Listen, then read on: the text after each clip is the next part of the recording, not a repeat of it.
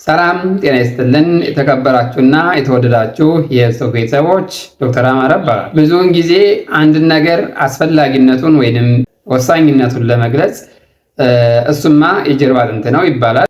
ይሁን እንጂ የጀርባ አጥንት እንደ አስፈላጊነቱ ወይም እንደ ወሳኝነቱ ከምሳሌነት ከመጥቀስ ያለፈ ለጀርባ አጥንት ያለን ጥንቃቄ እጅጉን በጣም አናሳ ነው። እንዳጠቃላይ ይሄ የጀርባ አጥንት ወይንም አከርካሪ አጥንት የምንለው በአምስት ክፍሎች ከፍለን ማየት እንችላለን። ያም ማለት አንገታችን አካባቢ ያለውን ሰርቫይካል ቦን፣ እንዲሁም ከዛም ዝቅ ብለን ቶራሲክ ቦን፣ ሉምባር ቦን፣ ሳክራል ቦን እንዲሁም መጨረሻ ላይ መቀመጫ ላይ ያለውን ኮክሲያል ቦን ብለን በአምስት ክፍሎች ከፋፍለን ማየት እንችላለን።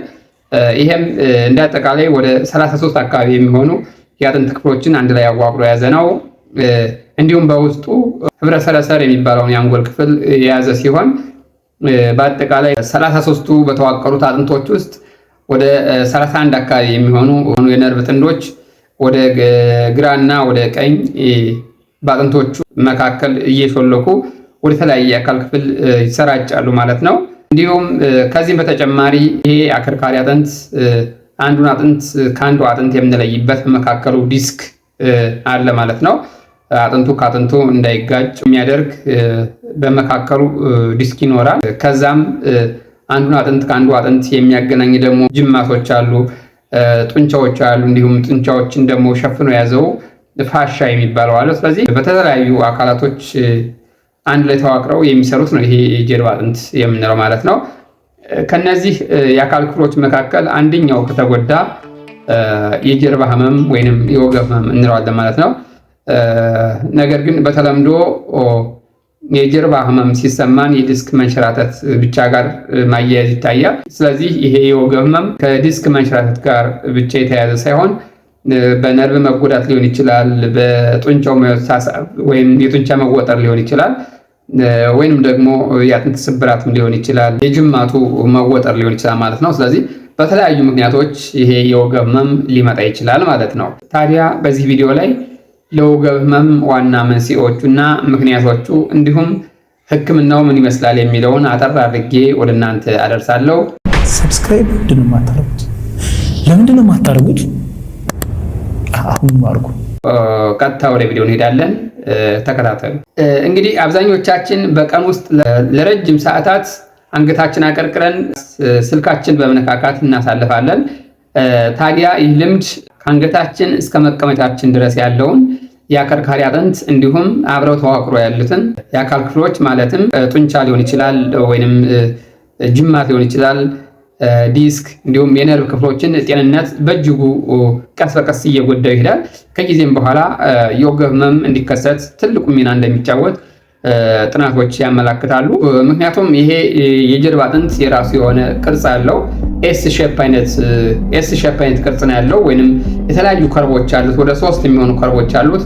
ከአንገት ላይ ቲ ሼፕ አለው፣ እንዲሁም መሃል ወገብ ላይ እና ታችኛው የወገባችን ክፍል ላይ የራሱ የሆነ ሲ ሼፕ ነገር አለው። እንዳጠቃላይ ግን ኤስ ሼፕ አይነት ቅርጽ ነው ያለው። ይሄ ሼፕ ወይንም ይሄ ቅርጽ የራሱ የሆነ ጥቅም አለው። አንደኛው ጥቅሙ ሚዛናችንን እንድንጠብቅ ያደርገናል። እንዲሁም ክብደታችን እኩል እንዲሰራጭና ባላንሳችንን እንድንጠብቅ ያደርገናል ማለት ነው። እንዲሁም ፖስቸራችንን እንድንጠብቅ በተፈጥሮ የመጣ ቅርጽ ነው። ነገር ግን ለብዙ ሰዓታት አንገታችን አጎንብሰን የምንውል ከሆነ እንዲሁም አቀማመጣችን የተዛነፈ ወይንም ወደፊት ወይም ወደኋላ ከአቋቋማችን ጋር ተያይዞ ቅርጽ እንዲዛባ ይደረጋል ማለት ነው። ከዛም ጋር ተያይዞ ቀስ በቀስ የወገብ ህመም እንዲመጣ ያደርገዋል ማለት ነው። እንደ አጠቃላይ ግን በዋናነት ለወገብ ህመም ወይም ለጀርባ ህመም ዋና መንስኤ የሚባሉት አንደኛው በተለምዶ ብዙ ጊዜ እንደምንሰማው አንደኛው ምክንያት ዲስክ መንሸራተት ወይንም ማፈንገጥ ነው። ነገር ግን ሁሉም የወገብ ህመም የዲስክ መንሸራተት ነው ማለት አይቻልም። ይሄ ዲስክ የምንለው እንግዲህ በተፈጥሮ ጫናን ለመቋቋም ተደርጎ የተፈጠረ ነው። ሁለቱ አጥንቶች አንዱ አጥንት ከአንዱ አጥንት ጋር እንዳይገናኝና እንደፈለግን ወደ ጎን ወይም ወደፊት ወደኋላ እንድንንቀሳቀስ የሚያገለግል የአካል ክፍል ነው።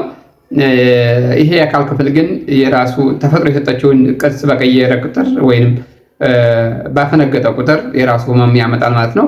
ይህን የሚያመጣው እንዲያፈነግጥ ወይንም ቦታውን እንዲለቅ የሚያደርገው ምንድነው የሚለውን ደግሞ ወደፊት እናያለን። ሁለተኛው ለወገብ ህመም መንስኤ ደግሞ የአከርካሪ አጥንቶች ስብራት ሊሆን ይችላል። ይሄ የአከርካሪ አጥንት ስብራት ደግሞ ከተለያዩ ምክንያቶች ጋር ሊያያዝ ይችላል። ያም ማለት ለምሳሌ ከእድሜ ጋር ተያይዞ የአጥንት መሰበር ሊመጣ ይችላል፣ ወይም የአጥንት መሳሳት ሊኖር ይችላል። በተለይ እድሜያችን ከ50 ዓመት በላይ ከሆነ በኋላ የአጥንት መሳሳት ይመጣል። እንዲሁም መዛ ጋር ተያይዞ መሰበር ሊሆን ይችላል። እንዲሁም እድሜ ሲገፋ የተለያዩ በካንሰር ምክንያትም ሊሆን ይችላል። በተለያዩ ምክንያቶች ወይም በአደጋም ሊሆን ይችላል። በአንድም በሌላም በተለያየ ምክንያቶች የአከርካሪ አጥንት ስብራት ባጋጠመን ጊዜ የወገብ ህመም ሊያመጣ ይችላል ማለት ነው። ሶስተኛው የወገብ ህመም መንስኤ ደግሞ የጀርባ አጥንትን አቅፈው የያዙት የተለያዩ ጡንቻዎች ወይም ጅማት ሊሆን ይችላል፣ ወይንም ጡንቻውን አቅፎ የያዘው ፋሻ ሊሆን ይችላል። ስለዚህ የእነዚህ አካል ክፍሎች መወጣጠር በራሱ ህመም ሊያመጣ ይችላል። እንዲሁም ደግሞ በአራተኛነት ደረጃ ከነርቡ ጋር የተያዘ ሊሆን ይችላል። ይህ ነርቭ እንግዲህ በተለያየ ምክንያት ሊጎዳ ይችላል። በአደጋ ሊሆን ይችላል። እንግዲህ ዲስኩ ተጭኖትንም ሊሆን ይችላል። ከአጥንት ስብራቱ ጋር ተያይዞ ሊሆን ይችላል። የተለያየ እጢዎች ወይም ካንሰሮች እዛ ላይ መብቀል ሊሆን ይችላል። ከነዛ ጋር ተያይዞ የጀርባ ህመም ሊያመጣ ይችላል ማለት ነው። ሌላው ደግሞ ከጀርባ ላይ የተለያየ ኢንፌክሽን ሊፈጠር ይችላል። በተለይ በሽታ የመቋቋም አቅማችን በቀነሰ ጊዜ የተለያዩ ኢንፌክሽኖች ሊከሰቱ ይችላሉ። ቲቢ ሊሆን ይችላል። ለምሳሌ ከኤችአይቪ ጋር ወይንም ከካንሰር ጋር የሚኖሩ ሰዎች ሊሆኑ ይችላሉ። እንዲሁም ለረጅም ጊዜ ስቴሮይድ የሚባለው መድኃኒት የሚጠቀሙ ሰዎች ሊሆኑ ይችላሉ።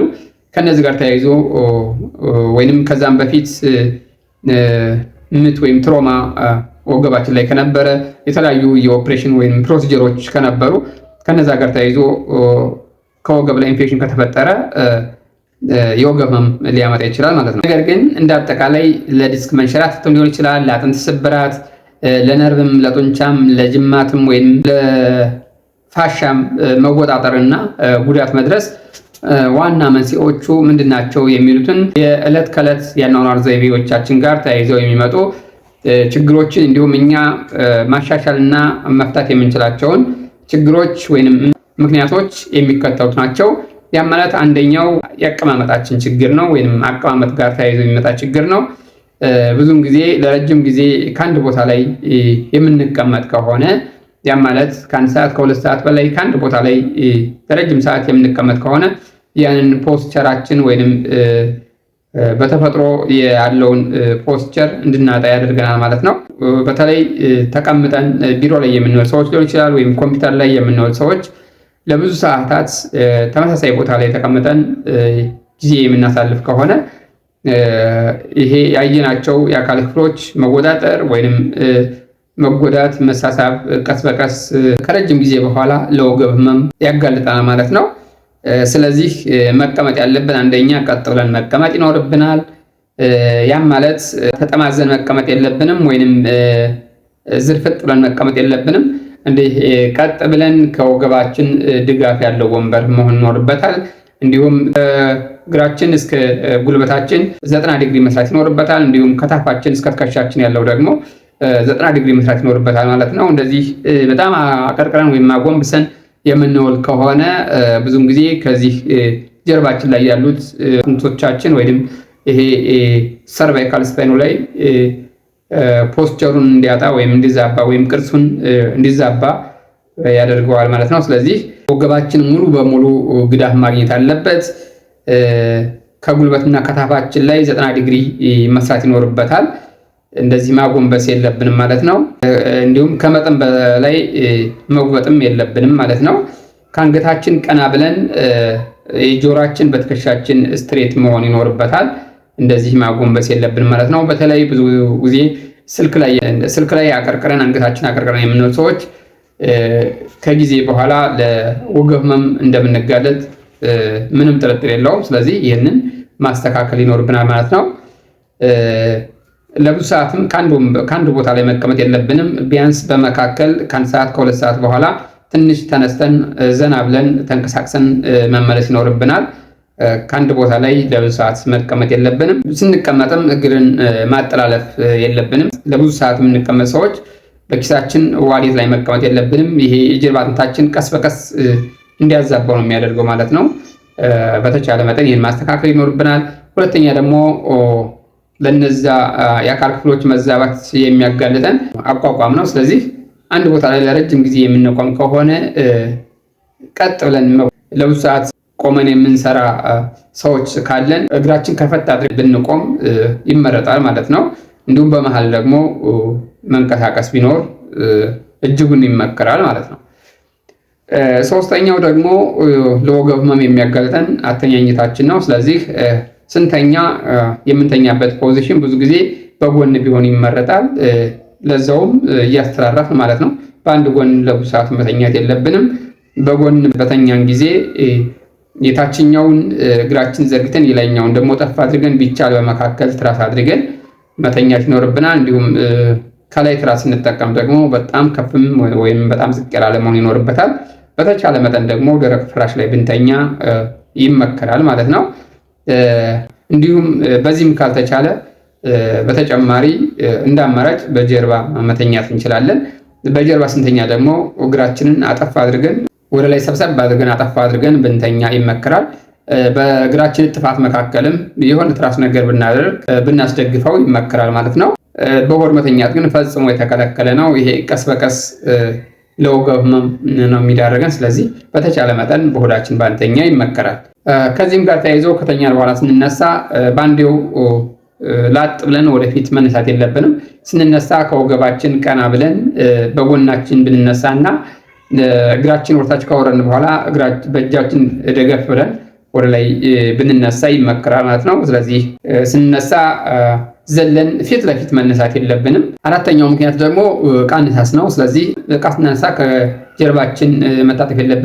ከጉልበት ሸብረቅ ብለን ወይም ጉልበት እጠፍ አድርገን ዕቃ ብናነሳ ይመከራል ማለት ነው። ከባድ ዕቃም ማንሳት የለብንም። እዛ ላይ ጥንቃቄ ማድረግ ይኖርብናል ማለት ነው።